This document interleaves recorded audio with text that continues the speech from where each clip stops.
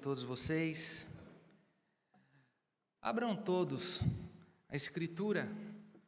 No livro de Números, nós leremos o capítulo 23, a partir do versículo 13.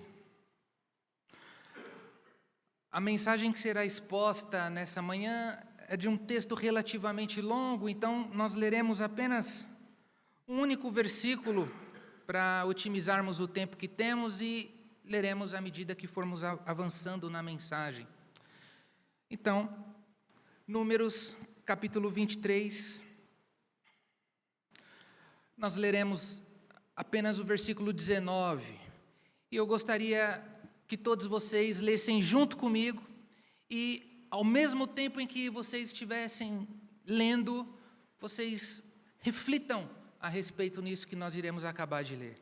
Números, capítulo 23, versículo 19, todos juntos. Deus não é homem para que minta, nem filho de homem para que se arrependa. Porventura, tendo ele prometido, não o fará, ou tendo falado, não o cumprirá? Vamos nos dirigir a Deus em uma oração. Senhor nosso Deus e nosso Pai, chegou o momento da exposição da Tua Palavra.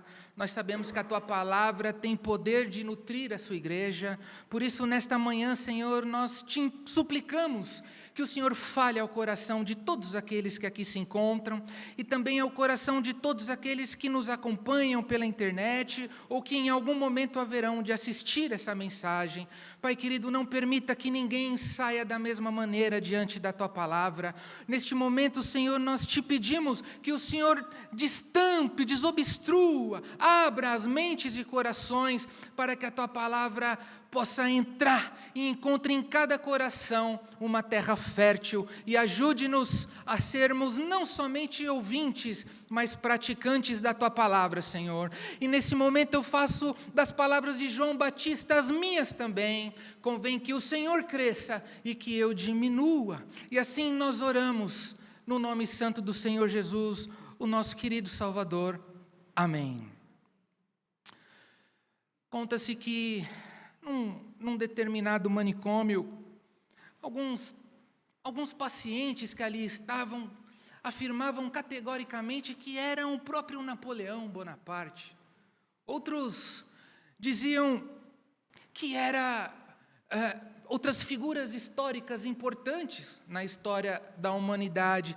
E por incrível que pareça, tinha até mesmo aqueles que afirmavam que havia tido uma experiência com algum tipo de alienígena. Era um ambiente propício para esse tipo de coisa, mas acontece que, num determinado momento, no meio de todos aqueles pacientes, um simplesmente se afasta daquele pequeno grupo de pacientes e ele fica de frente para um relógio de parede. E ele fica olhando por alguns instantes aquele relógio e, sem que ninguém percebesse, ele simplesmente pega aquele relógio e sai correndo com o relógio no quarto, porque aquele relógio o incomodou. Aquele relógio, por alguma razão, estava marcando não uma hora errada, mas aquele relógio havia incomodado aquele homem simplesmente porque a hora que estava marcando não era a hora que ele queria que fosse. Só que quando ele pegou aquele relógio e levou até o quarto, ele olhou e percebeu que as horas não tinham mudado. Então, mais do que depressa, ele pegou aquele relógio e correu até o corredor do manicômio. E sem que ninguém percebesse, ele olhou novamente para o relógio e constatou que, de fato, as horas não haviam mudado.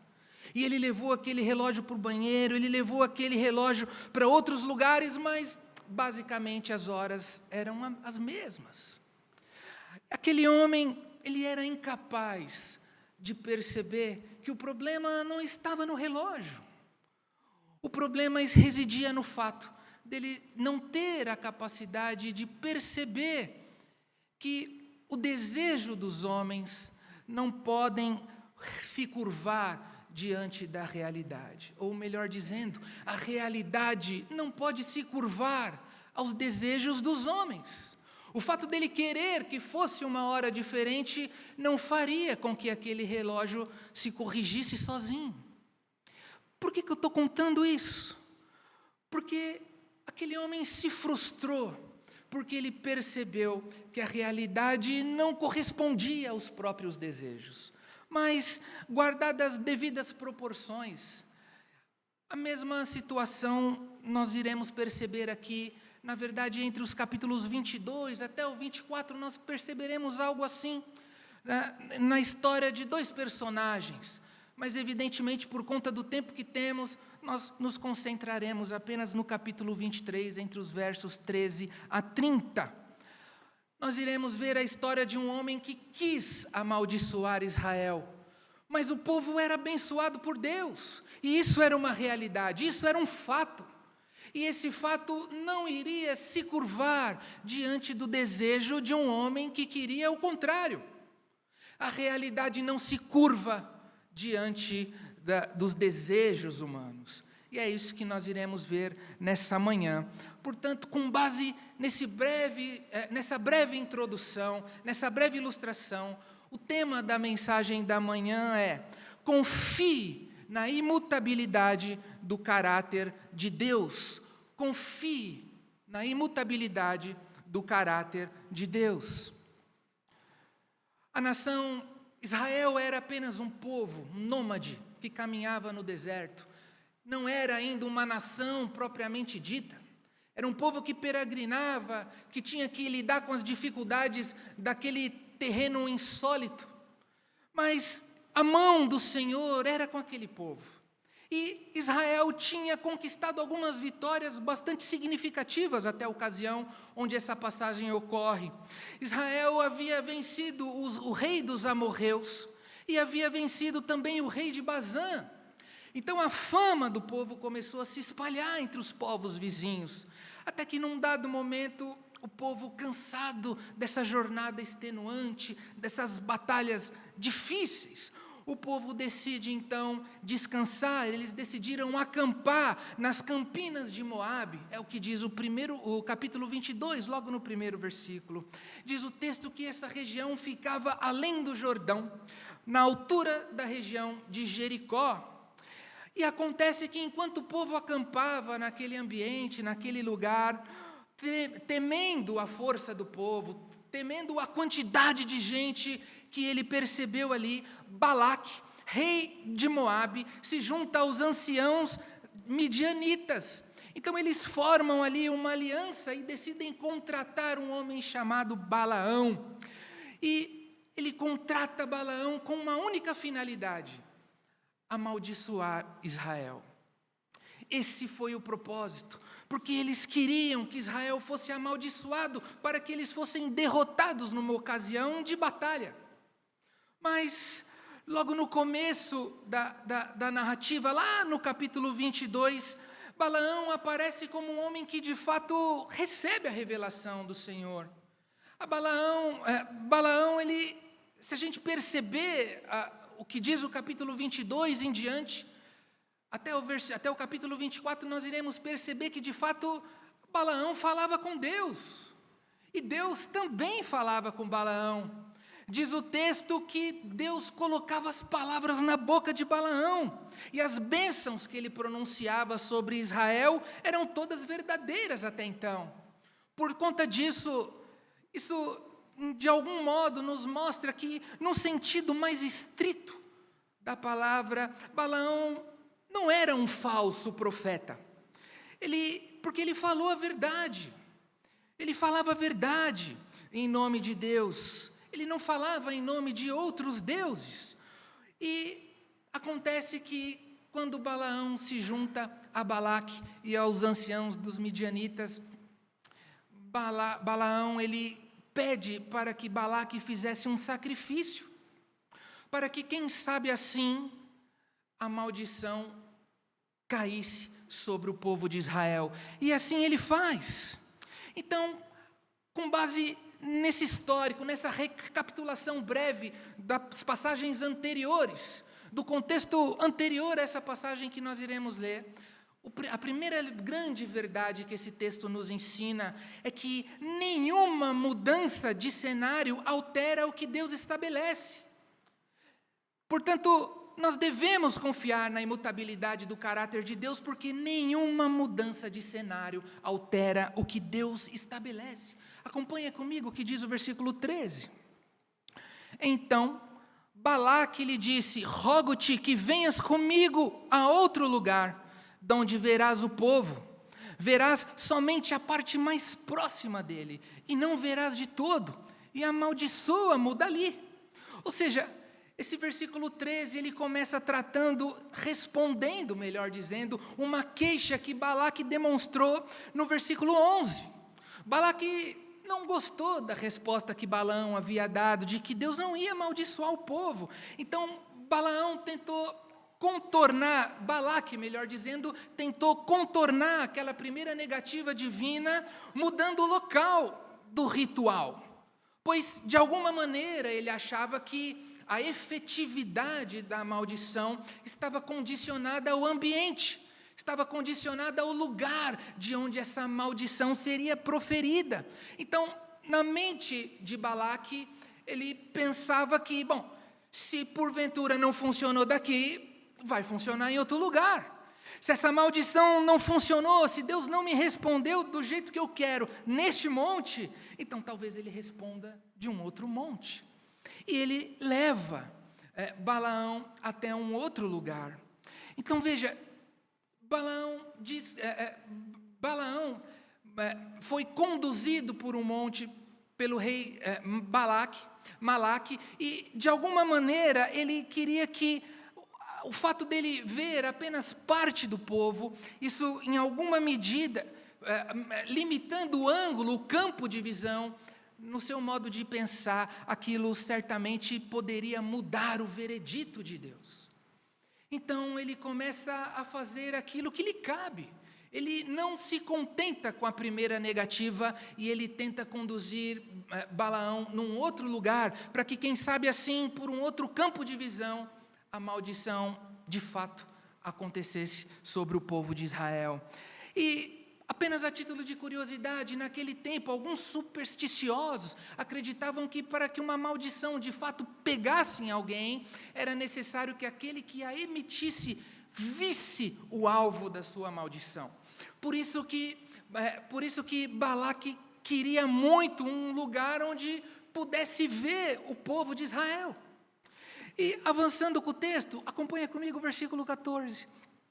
Levou-o consigo ao campo de Zofim, ao cimo de Pisga, e edificou 7 altares, e sobre cada um ofereceu um novilho e um carneiro. Então perceba que agora eles estão num ponto de vista diferente, com a esperança de que o profeta visse por um ângulo modificado, e com base nisso ele ainda oferece mais sacrifícios. É como se ele estivesse fazendo tudo aquilo que lhe coubesse, para que, de fato, a maldição tivesse efeito sobre o povo de Deus. Ou seja, mais uma vez eu afirmo, a mudança de cenário poderia mudar a opinião de Balaão. Era isso que se passava pela cabeça de Balaque. Então, o versículo 15 diz: então disse Balaão a Balaque: fica aqui, junto do teu holocausto, e eu irei ali ao encontro do Senhor. Então, perceba, meus irmãos, aqui nesse versículo 15, que mesmo reconhecendo a proteção de Deus, Balaque tentou forçar a maldição contra aquele povo, e ele ofereceu novos sacrifícios, porque ele já tinha feito isso anteriormente. Ele repete os mesmos sacrifícios que ele faz. Então, o que nós podemos compreender apenas desses poucos versos que nós acabamos de ler?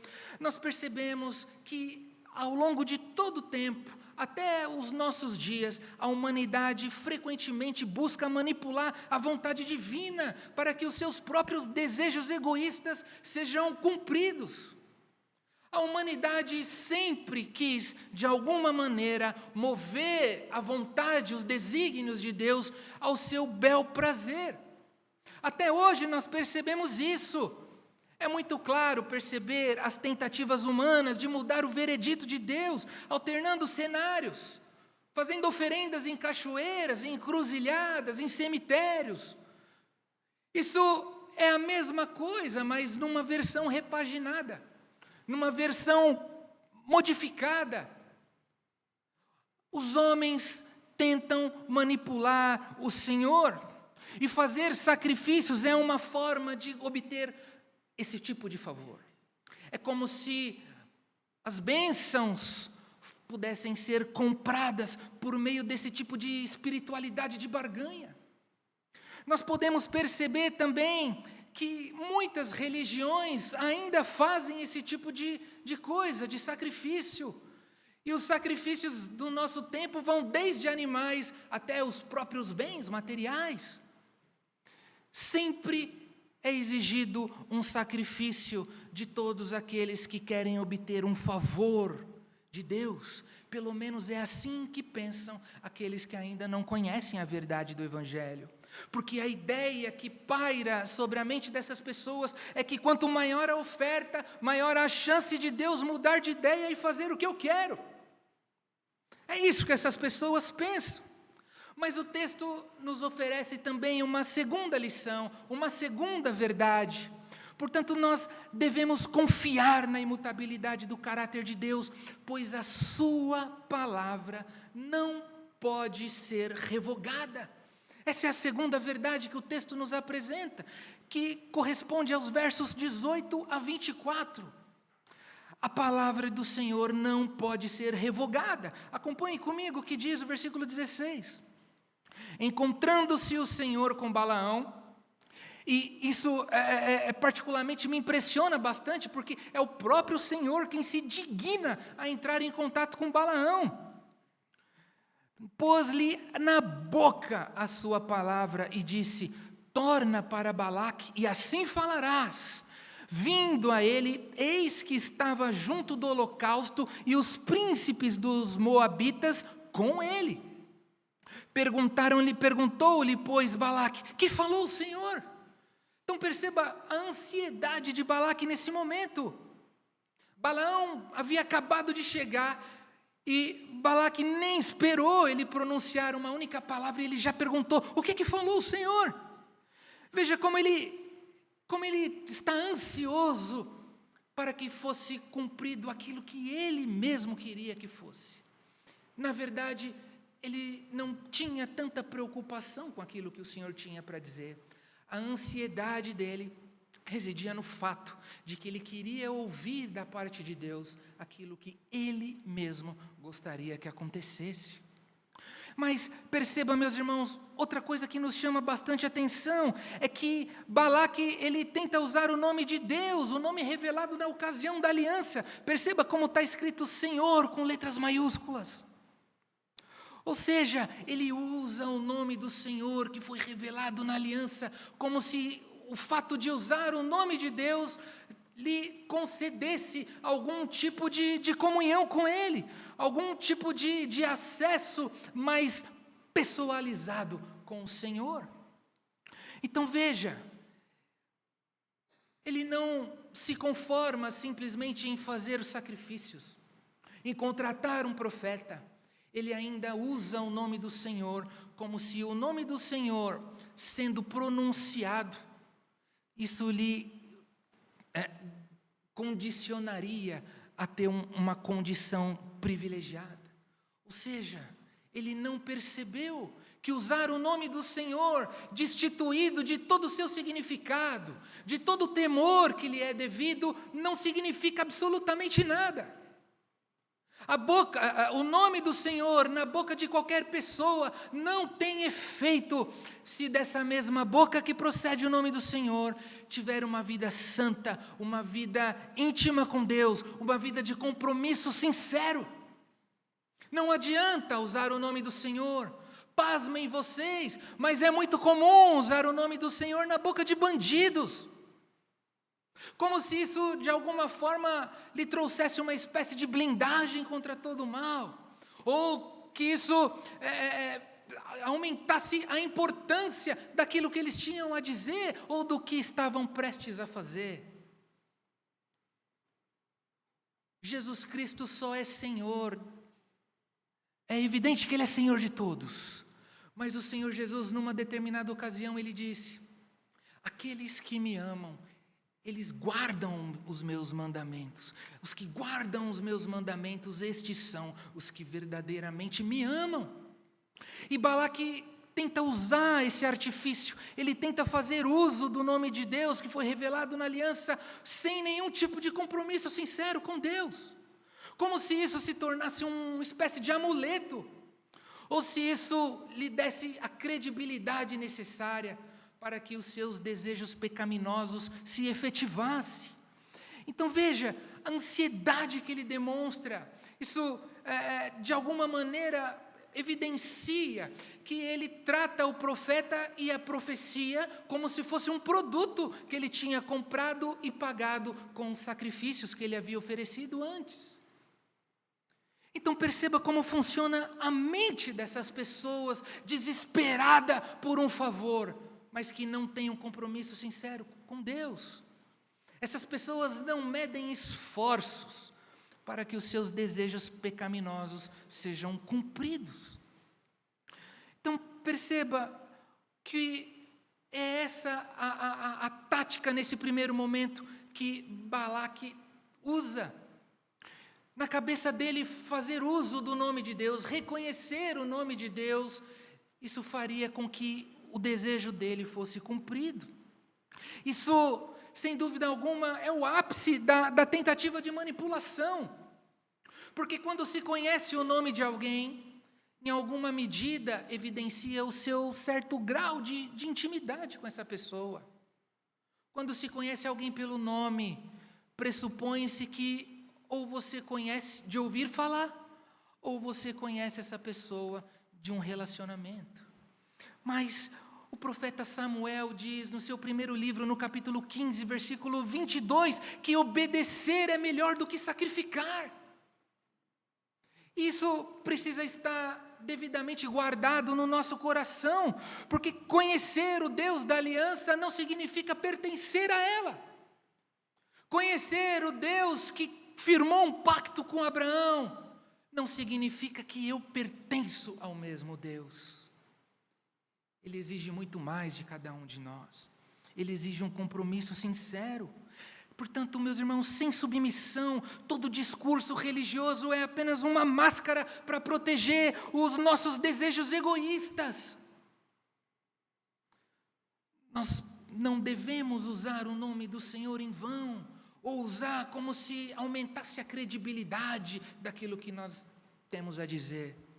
O nome do Senhor deve ser pronunciado, untado com o nosso temor, com a nossa obediência, com o nosso quebrantamento. Mas veja, nós precisamos saber que o reino, ele não é sobre conhecer o nome de alguém. O conhecer, o acesso ao reino está muito mais relacionado a fazer a vontade. E é por isso que o próprio Senhor Jesus disse em Mateus capítulo 7, versículo 21, que nem todos que me diz Senhor, Senhor, entrará no reino dos céus. Porque é necessário algo mais profundo. É necessário um compromisso sincero. Mas avançando na passagem, o versículo 18 diz assim: então proferiu a sua palavra e disse: levanta-te, Balaque, e ouve, escuta-me, filho de Zippor. Perceba, meus irmãos, esses 3 comandos rápidos que Balaão dá para Balaque, para que ele se posicionasse de uma maneira adequada com o nível da mensagem que ele tinha para dizer. Levanta-te, ouve, escuta. Era uma atitude exigida, dada a importância da profecia, do recado que ele tinha a dizer. Balaão exigiu prontidão e reverência absoluta. Levanta-te, ouve, escuta. Versículo 19 diz: Deus não é homem para que minta, nem filho de homem para que se arrependa. Porventura, tendo ele prometido, não fará, ou tendo falado, não cumprirá.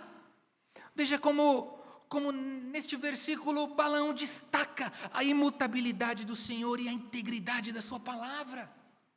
Balaão está dizendo que Deus não muda. Veja que aqui ele estabelece um contraste absoluto com os homens e com os seus filhos, que por conta de seus pecados mentem, são voláteis, são volúveis, mudam, muitas vezes de acordo com seus próprios interesses.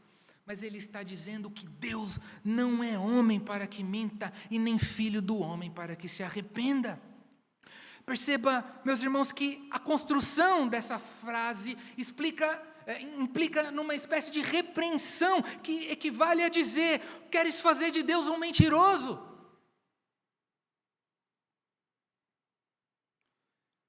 E dadas as circunstâncias, aquilo certamente em alguma medida mexeu com o coração de Balaque, mas não o suficiente. Olha o que diz o versículo 20: eis que para abençoar recebi ordem, diz Balaão, e ele abençoou, não posso revogar, eu não posso fazer nada, porque Deus pediu que eu abençoasse.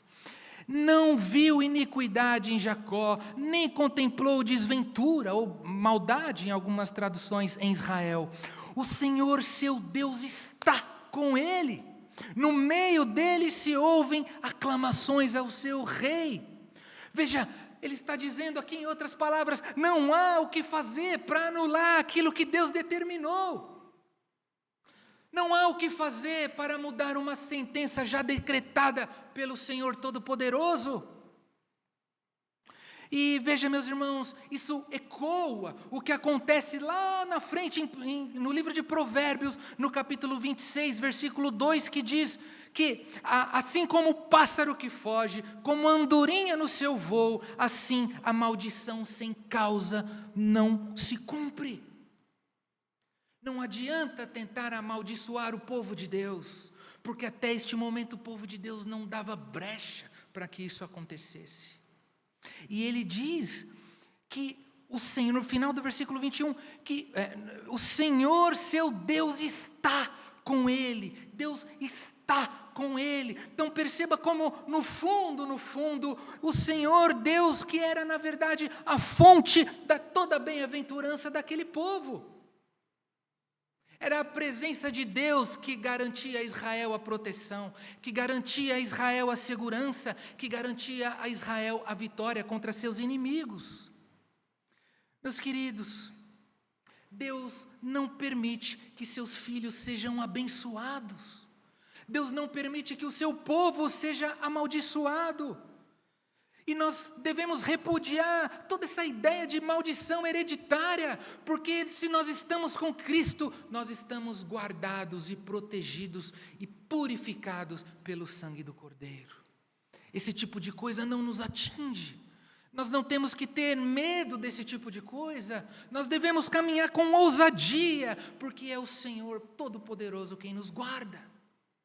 Mas veja, como já foi dito, era a presença divina que habitava no meio deles, e era exatamente isso que os sustentava e protegia-os de todo o mal.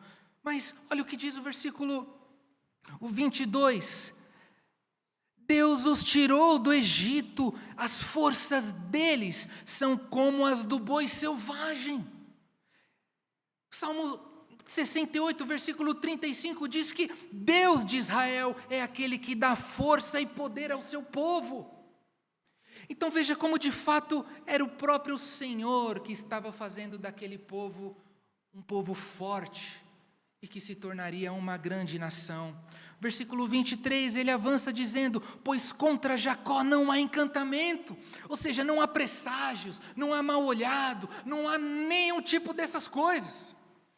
Nem adivinhação contra Israel. Agora se poderá dizer de Jacó e de Israel: que coisas tem feito Deus? E o verso 24 diz: eis que o povo se levanta como leoa, que ergue como leão, não se deita até que devore a presa e beba o sangue dos que forem mortos. Perceba, meus irmãos, o poder desse versículo, porque Balaão, ele ele faz uma comparação com leoa, com leão, ele usa os reis das selvas, e nessa comparação que ele faz, ele tenta descrever a força, a ferocidade, a determinação de um povo que se tornaria poderoso e implacável contra os seus inimigos. Aquele povo nômade que peregrinava no deserto começou a se tornar forte, a ponto de todas as nações vizinhas tremerem diante de Israel. Então, assim como os animais, assim como esses animais especificamente que ele menciona, a leoa, o leão, que não descansam até capturar e devorar por completo a sua presa, assim seria o povo de Israel, porque ele diz que beberia inclusive o sangue dos que forem mortos, ou seja, a destruição dos inimigos seria completa. Mas, de uma forma resumida, isso que nós acabamos de ver nesses versículos, mostra que a mensagem de Balaque é que nada do que se faça fará com que Deus mude de ideia. Tudo se resume nisso.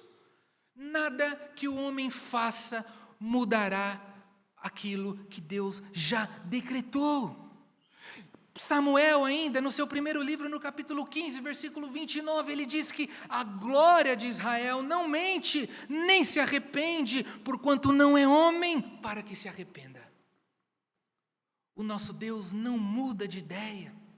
Em nosso Deus não há variações de discurso. Em nosso Deus não há variação nem sombra de mudança. O nosso Senhor não é imutável. Mas veja, as bênçãos de Deus sobre aquele povo eram decorrentes de um pacto, de uma aliança, e não dos méritos que aqueles homens tinham. Essa é a eleição graciosa que Deus tem com aqueles seus escolhidos. Aqueles que Ele escolhe, Ele protege, Ele guarda, Ele livra de todo mal. Perceba, meus irmãos, que a segurança dos filhos de Deus não está nas circunstâncias, mas no caráter imutável daquele que prometeu que nos abençoaria. E é nessa segurança que nós devemos andar. Perceba que Deus estava protegendo o povo que nem estava ouvindo, nem sabia o que estava acontecendo nesse diálogo. O povo estava acampado longe dali. E Deus estava protegendo todos eles. Isso nos ensina que quer vejamos ou não, nós estaremos sempre debaixo da proteção divina. Nós estaremos sempre guardados pela poderosa mão de Deus. E não existe nada, absolutamente nada, que nos atingirá. O profeta Isaías diz no capítulo 54, versículo 17, que toda arma forjada contra nós não prosperará. Essa é uma segurança que temos, a certeza de que Deus está conosco. Por isso nós não temos que andar temerosos. Nós precisamos andar confiantes, convictos de que estamos guardados e protegidos por aquele que criou todas as coisas. E ainda que se uma bala cruzar a nossa testa, no momento em que o nosso corpo tocar no chão, a nossa alma já desfrutará da presença eterna desse Senhor e Salvador que entregou a si mesmo para que tivéssemos acesso a Deus. Essa é a segurança que nós temos. Até a morte simplesmente nos conduz para uma condição melhor. Portanto, não existe nenhum dispositivo satânico, não existe nenhum tipo de conspiração maligna que pode ferir aqueles a quem Deus ama. Portanto, meus irmãos, nós vimos até aqui que devemos confiar na imutabilidade do caráter de Deus, porque nenhuma mudança de cenário altera o que Ele estabelece. Nós vimos que devemos confiar na imutabilidade do caráter de Deus, porque Sua palavra não pode ser revogada. Mas o texto também nos apresenta uma terceira e última verdade, uma terceira e última lição, que devemos confiar na imutabilidade do caráter de Deus, porque Ele frustra a contrariedade dos homens. Ele frustra a contrariedade dos homens. Isso nós encontramos nos últimos 5 versos, nos versos 25 a 30. Vejamos o que diz o versículo 25. Então disse Balaque a Balaão: nem o amaldiçoarás, nem o abençoarás. Ou seja, puxa, se você não pode os amaldiçoar, então pelo menos não os abençoe. Era melhor não ter feito nada. Mas o versículo 26 diz: porém Balaão respondeu e disse a Balaque: não te disse eu, tudo que o Senhor falar, isso eu te falarei? Eu te avisei, Balaque, eu te avisei. Eu só vou falar aquilo que Deus pedir para que eu te digo, que eu te dissesse. E assim ele faz. O versículo 27 ele continua: disse mais Balaque a Balaão: ora, vem e te levarei a outro lugar. Veja como Balaque ainda insistia nessa ideia de que mudando o campo de visão, a maldição encontraria efetividade. Porventura, parecerá bem aos olhos de Deus que dali amaldiçoeis. Ou seja, quem sabe se a gente mudar de lugar só mais uma vez, a coisa acontece. Vamos tentar, vamos para outro lugar. Quem sabe, uma terceira e última tentativa, vai que a coisa dá certo, né? Afinal, você veio de tão longe. Vamos tentar mais uma vez. Então veja, Balaque não era o tipo de pessoa que desistia facilmente. E isso é uma atitude que precisa ser louvável. Quem dera todos nós fôssemos assim, persistentes. E ele insistia nisso. Então, essa frustração momentânea, essa segunda frustração momentânea que ele teve, o impulsionou a tentar uma terceira vez fazer com que Israel fosse amaldiçoado. Isso mostra que Balaque não acreditava totalmente na palavra que Balaão havia trago da parte do Senhor. Aquilo que Balaão havia dito até o momento não foi suficiente para convencer Balaque. Balaque ainda acreditava que se mudasse de local, ele corrigiria o problema. Percebam como, de fato, ele é um cara perseverante. Ele simplesmente se recusa a desistir tão facilmente. Mas olha o que diz o versículo 28. Então Balaque levou Balaão consigo ao cimo de Peor, ou seja, ao topo, ao cume de uma outra montanha, de Peor, que olha para o lado do deserto. Ou seja, mais um mirante, mais um pico da montanha, mais um novo ângulo de observação na tentativa de fazer aquilo que ele queria. Sempre nutrindo a esperança de ver aquele povo amaldiçoado. Versículo 29 diz: Balaão disse a Balaque: edifica-me aqui 7 altares, e prepara-me 7 novilhos e 7 carneiros. Balaque, pois, fez como dissera Balaão, e ofereceu sobre cada altar um novilho e um carneiro. Pela terceira vez, ele ia repetir os mesmos sacrifícios. Meus irmãos, essa história continua, mas hoje eu vou ficando por aqui. Mas, ao longo dessa mensagem, nós percebemos e aprendemos um pouco mais de que Deus não muda o seu caráter, Deus não revoga a sua palavra, Deus não negocia a sua vontade. Nós percebemos também que, enquanto Balaque buscava desesperadamente uma maldição sobre o povo de Israel, Deus reafirmava a sua bênção sobre o povo. O nosso Deus não se vende. E essa fidelidade não era meramente circunstancial. Essa fidelidade de Deus para com o povo era apenas um vislumbre daquilo que aconteceria num futuro, de uma maneira muito mais bela, muito maior. Essa segurança que Deus demonstrou para o povo de Israel se cumpre plenamente na ocasião em que Jesus Cristo veio ao mundo.